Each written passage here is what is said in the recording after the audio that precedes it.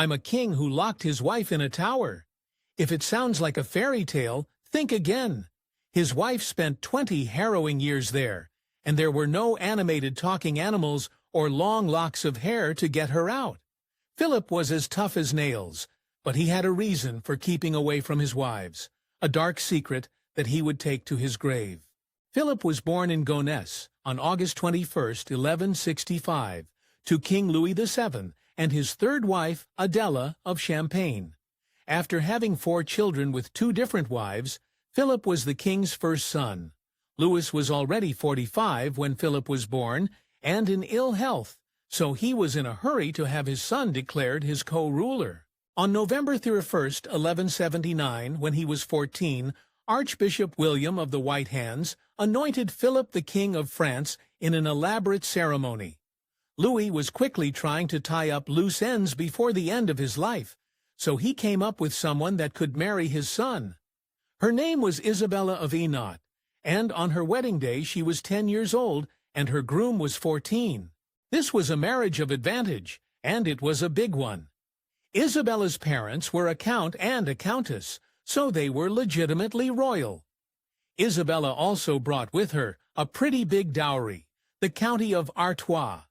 This large chunk of land would serve France well, but even with that amazing dowry, not everybody was happy with this marriage, namely Philip's mother.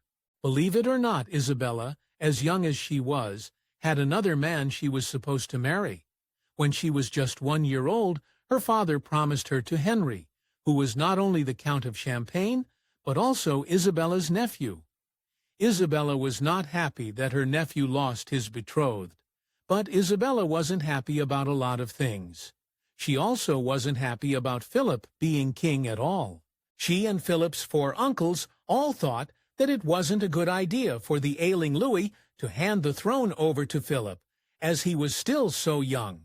Well, less than a year after Philip became king, Louis was dead, and now Philip was able to implement some of his own ideas. For instance, his father had been quite friendly with Jews and even protected them. Philip didn't have those same sympathies. Soon after becoming king, he took away all of the Jews' property. He then made them convert to Christianity, and years later he went even further. In 1182, he expelled all the Jews from any land the royal family held. He also wanted to build a market in Paris, and to do that, he tore down houses, all of them owned by Jews. And this wasn't nearly the worst part of Philip's persecution. That goes to the burning of nearly 100 Jews in Brie-Comte-Robert. In spite of Adela's complaints, Isabella became queen on May 28, 1180, just a month after getting married to Philip. By the time she was 14, Philip was less than thrilled with her because she hadn't produced a son yet. Being 14 was a little different back then than it is now. There was, however, another reason for Philip to be angry with his wife. At this time, he was also fighting a battle against Flanders. In the midst of the conflict, he saw something that turned his stomach. Isabella's father was supporting Flanders. How could he have a wife whose father was for the other team? That was it for Philip. In his eyes, his wife was a dud, and he had to get rid of her. Isabella found out that her husband wanted her out, and she realized that only something drastic would keep her married to Philip and, more importantly, the Queen of France. So she came up with a plan. She stripped off her shoes and put on the clothes of a penitent, that's someone who's very sorry, and walked into the church. What she was trying to do was get sympathy from the people. She thought they'd see her in bare feet and rags and let her keep her position as queen. But were the people so easily manipulated? The answer is yes. A large group went to the palace and began to yell. They wanted to let the king know that he couldn't just toss Isabella aside. Inside the palace was Philip's uncle Robert, one of the people who was against the marriage in the first place. He heard the angry mob and he hatched a plan of his own. Robert knew he couldn't win against a crowd so strong and passionate, so he decided to stop Philip from ditching his bride. But Robert had an ulterior motive. He knew that losing Isabella also meant losing the county of Artois. Isabella was here to stay, for now at least. Her plan had worked, but if she wanted to stick around, she needed to produce a male heir. In 1187, when she was 17 years old, Isabella finally gave birth to a son, Louis, named after his grandfather. This would finally cement her position as the Queen of France. In 1190, Isabella gave birth again, this time to twin boys. The first child died on the same day he was born. The next day, Isabella died due to complications from the pregnancy. 2 days after that, the other newborn died too. While all this tragedy was taking place, Philip was in Normandy, battling it out with Richard I of England. The news of his wife's and twin boys' deaths led him to do something strange. He signed a quick truce and sped back to Paris. Once there, he checked that they had buried Isabella properly, mourned for about a week, and then immediately went back to Normandy. 3 years later, Philip was in search of a second wife. It's not exactly clear what his motives were for getting married this time. His bride was Ingeborg, whose father was the King of Denmark. Maybe it was the dowry, a very significant 10,000 marks.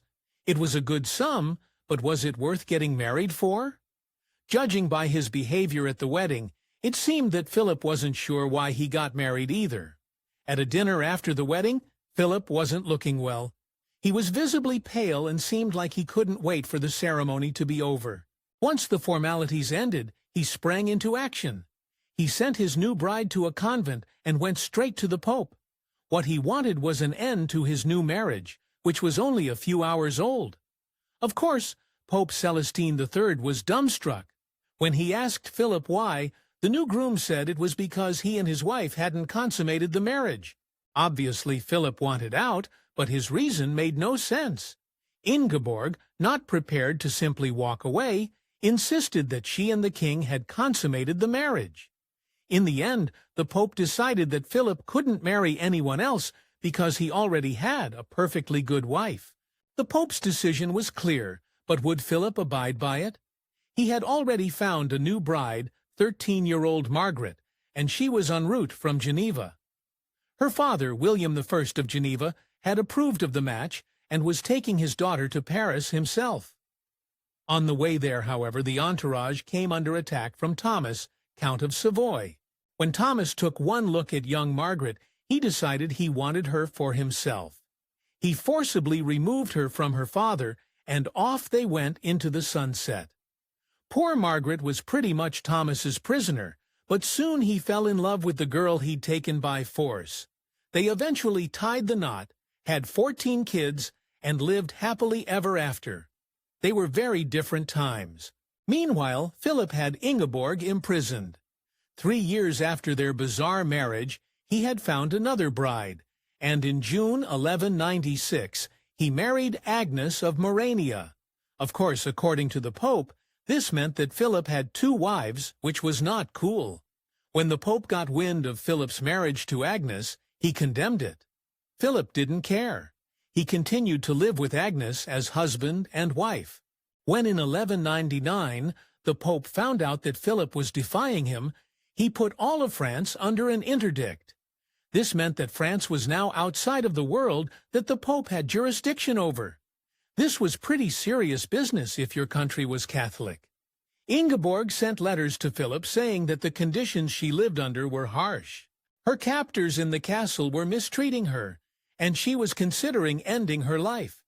Instead of showing his wife compassion, he just had her moved to a tower where she wasn't given enough food to eat, and he wasn't allowed to have any visitors. With his bride safely locked away, Philip and Agnes had 2 children, and this made the Pope even angrier. After all, these children were illegitimate. The Pope then went a step further. He kicked Philip out of the church. This troubled the king, and he promised that he would separate from Agnes. During this separation, Agnes somehow became pregnant with their 3rd child. Fortunately, this time she died during the birth. Philip wanted the Pope to declare his children with Agnes as legitimate, and in 1201 the Pope agreed, knowing that it would be good for him politically. Philip was now down to just one wife, but he still didn't really want her. He again asked the Pope for an annulment of his marriage to Ingeborg. This time, the excuse he gave the Pope was that he needed an annulment because of witchcraft. He said that Ingeborg had used witchcraft, which made it impossible for the two to have marital relations.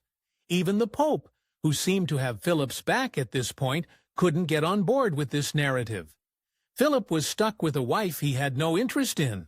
He did, however, have an interest in the throne of the Kingdom of England. He realized that the weight of this throne would be easier because of Ingeborg's ties to the Danish throne. While the Vatican had sometimes supported Philip and other times not, it was now time for the Pope to need a favor from Philip. There was a group of people in Languedoc who were living a life that went against everything the Catholic Church preached.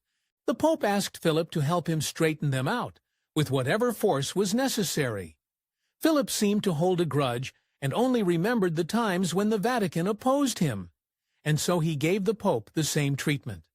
For all his petulance, bigotry, and psychopathic tendencies, Philip did actually leave an indelible legacy on the nation of France. He had workers pave the streets of Paris. He also built the marketplace, Les Halles. While Notre Dame Cathedral was already under construction when Philip became king, he did make sure that it was completed. He also oversaw the construction of the Louvre. Of course, back then it wasn't an art gallery, but a fortress. All this construction was a huge boon for Paris and remains a draw for tourists today. The University of Paris received a charter from Philip, and Paris became known as the first city of teachers. People compared it to Athens as far as being a great world civilization. He also helped the grape-crushing industry by creating the Battle of the Wines, a competition that helped make France a leader in all things red, white, and rosé. Probably the biggest change Philip made, however, was how France looked on a map. Before his reign, France was a third of the size it was afterwards. Through his sheer will and hard work, he took the land north of Loire that had long belonged to the English. This was a vital move as it got France to the sea in the north. No one ever figured out why Philip turned his back so strongly against some of his wives. In his 1966 stage play, The Lion and Winter, playwright James Goldman shed some light as to why. The play suggests that maybe Philip didn't like women at all. In the play, Philip and Richard the Lionheart are in fact lovers. But is there any truth to this theory? There is something in the records that has given some historians pause. Apparently, the two kings spent at least one night together in the same bed. On the other hand, some call the incident more of a stunt in order to unify France and England, and have even compared it to a photo op. In September 1222, Philip became ill. Thinking it was the end, he wrote out his will. His sickness continued through to the next year, and his fever got worse in the summer's intense heat. When he started to feel a little better, he decided to take a trip to Paris. He died during the journey at the age of 58. Before he died, Philip had a chance to speak to his son and the future king Louis VIII. He told his son to treat Ingeborg well. Because of this parting message, Ingeborg could at least enjoy her remaining years.